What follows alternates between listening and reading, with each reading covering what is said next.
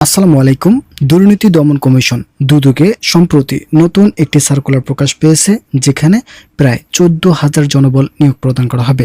এই সার্কুলারে আপনারা কোন কোন পদে আবেদন করতে পারবেন, এছাড়াও কনস্টেবল পদ সহ বিভিন্ন পদের আবেদনের সকল সিদ্ধান্ত নিয়ে আজকের এই ভিডিওটিতে বিস্তারিত আলোচনা করার শুরুতে আপনারা যারা এখনও আমাদের এই চ্যানেলের নতুন সদস্য আছেন, তারা পরবর্তী আপডেট পেতে চ্যানেলটি সাবস্ক্রাইব করুন। দুর্নীতি দমন কমিশনের প্রথম যে পদটি রয়েছে পদের নাম ষাট মুদ্রাক্ষরিক কাম কম্পিউটার অপারেটর, 14তম গ্রেডে 10,200 টাকা থেকে 24,680 টাকা প্রদান করা হবে। এই পদের জন্য প্রায় 19 জন জনবল নিয়োগ প্রদান করা হবে। শিক্ষাগত যোগ্যতার ক্ষেত্রে কোনো স্বীকৃত বিশ্ববিদ্যালয় হইতে স্নাতক বা সমমানের ডিগ্রি সহ কম্পিউটার প্রশিক্ষণপ্রাপ্ত হইতে হবে এবং বাংলায় 60 লিপি ও মুদ্রাক্ষরিক এর সর্বনিম্ন গতি প্রতি মিনিটে যথাক্রমে 45 ও 25 শব্দ এবং ইংরেজিতে 70 শব্দ ও 30 শব্দের গতি থাকতে হবে। যে সকল জেলার প্রার্থীরা এই সার্কুলারে আবেদন করতে পারবেন না সেগুলো এখানে উল্লেখ করা রয়েছে, যেমন মুন্সিগঞ্জ, গোপালগঞ্জ, মাদারীপুর, জামালপুর, শেরপুর, মাগুরা, বরিশাল, ঝালকাঠি, পিরোজপুর এবং বরগুনা। শুধুমাত্র এই কয়েকটি জেলার প্রার্থীরা ব্যতীত বাংলাদেশের প্রত্যেকটি জেলার প্রার্থীরা এই সার্কুলারে আবেদন করতে পারবেন। তবে এখানে কনস্টেবল পদে বাংলাদেশের সকল জেলা থেকে আবেদন করার সুযোগ থাকছে। দ্বিতীয় নম্বর যে পদটি রয়েছে পদের নাম ডাটা এন্ট্রি কন্ট্রোল অপারেটর। এই পদের জন্য যারা আবেদন করবেন তাদের গ্রেডের ক্ষেত্রে 16তম গ্রেডে বেতন প্রতি মাসে সর্বনিম্ন বেসিক 9,300 টাকা এবং সর্বোচ্চ থাকছে 22,490 টাকা। এই পদের জন্য আবেদন করতে হলে শিক্ষাগত যোগ্যতার ক্ষেত্রে কোনো স্বীকৃত বোর্ড হতে উচ্চ মাধ্যমিক সার্টিফিকেট মূলত এইচএসসি পাস থাকলে আবেদন করতে পারবেন। কম্পিউটার মুদ্রাক্ষরে বাংলা এবং ইংরেজি উভয় শব্দের গতি সহ কম্পিউটার স্ট্যান্ডার্ড অ্যাপটিটিউড টেস্ট উত্তীর্ণ পাস থাকতে হবে। তৃতীয় নম্বর যে পদটি রয়েছে পদের নাম ক্যাশিয়ার। এই পদের জন্য যারা আবেদন করবেন তাদের শিক্ষাগত যোগ্যতার ক্ষেত্রে কোনো স্বীকৃত বিশ্ববিদ্যালয় হতে বাণিজ্যিক বিভাগে স্নাতক ডিগ্রি পাস থাকতে হবে। যারা এখন পর্যন্ত আমাদের এই চ্যানেলের নতুন সদস্য আছেন তারা পরবর্তী আপডেট পেতে চ্যানেলটি সাবস্ক্রাইব করুন। চতুর্থ নম্বর যে পদ রয়েছে পদের নাম গাড়ি চালক।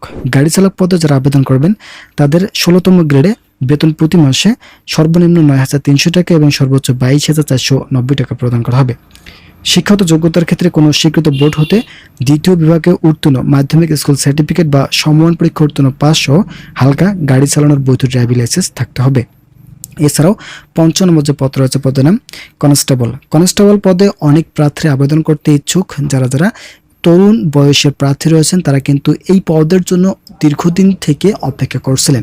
তাদের জন্য এই পদটি অত্যন্ত গুরুত্বপূর্ণ একটি পদ হিসেবে বিবেচিত হয়েছে। যারা এই পদের জন্য আবেদন করতে ইচ্ছুক তারা অবশ্যই কমেন্টে জানাবেন আপনারা কারা এবং কোন জেলা থেকে এই পদের জন্য আবেদন করতে ইচ্ছুক। তো এই পদের জন্য আবেদন করতে হলে আপনাদের শিক্ষাগত যোগ্যতা অবশ্যই এসএসসি পাস থাকতে হবে। যে কোনো বিষয় থেকে এসএসসি পাস হলে আবেদন করতে পারবেন এবং যে কোনো শিক্ষা প্রতিষ্ঠান, অনেকে মাদ্রাসা থেকে পাশ করে থাকেন তারাও কিন্তু আবেদন করতে পারবেন এবং স্কুল লেভেল থেকে পাশ করলেও আবেদন করার সুযোগ থাকছে। এই পদের জন্য 17তম গ্রেডে সর্বনিম্ন বেসিক নির্ধারণ করা হয়েছে 9,000 টাকা এবং সর্বোচ্চ থাকছে 21,800 টাকা। বাংলাদেশের প্রায় জেলা থেকে আবেদন করার সুযোগ থাকছে। তবে এখানে কয়েকটি জেলা রয়েছে, শুধুমাত্র এই কয়েকটি জেলা আবেদন করতে পারবেন না। প্রায় 50টি জেলার প্রার্থীরা কিন্তু আবেদন করার সুযোগ পাচ্ছেন। 6 নম্বর যে পদটি রয়েছে পদের নাম ডেসপার রাইডার। এই পদের জন্য 18তম গ্রেডে 8,800 টাকা থেকে 21,310 টাকা প্রদান করা হবে। শিক্ষাগত যোগ্যতার ক্ষেত্রে অবশ্যই এসএসসি পাস থাকতে হবে এবং মোটরসাইকেল চালানোর দক্ষতা এবং বৈধ ড্রাইভিং লাইসেন্স থাকতে হবে। 7 নম্বর যে পদটি রয়েছে পদের নাম নিরাপত্তা রক্ষী। এই পদের জন্য 8ম শ্রেণী পাস থাকলেই আবেদন করার সুযোগ থাকছে। 20তম গ্রেডে 8,250 টাকা সর্বনিম্ন বেসিক এবং সর্বোচ্চ বেসিক থাকছে 20,010 টাকা।